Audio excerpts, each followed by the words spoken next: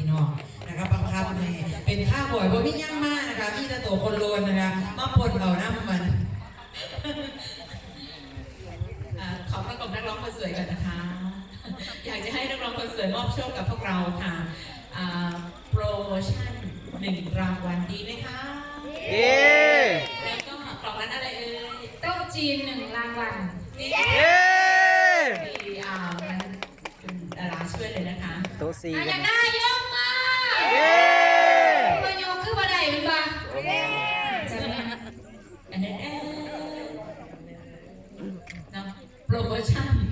วงที่1ได้แก่ก็เห็นพุงอ่านว่าผู้ได้เขีย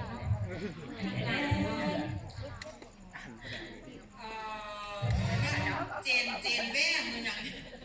มอบโชคนะคะโอกาสนี้เรียนเชิญท่านรองประธานนะคะท่านประภาสศรีเชียงหวานนะคะ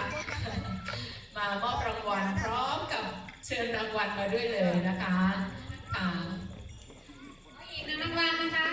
อีก1 รางวัลอันนี้เป็นรางวัลโต๊ะจีนนะคะรางวัลโต๊ะจีนโอ้ดีใจน้ำเพลินเด้อเป็นช่างนะคะเป็นช่างไม่หนีผู้ใดเป็นช่างยกมือช่างทำไมเป็นเงื่อนล่ะบอกสร้างพี่งานอยู่เด้อหมายเลข91นะคะหมายเลข91ช่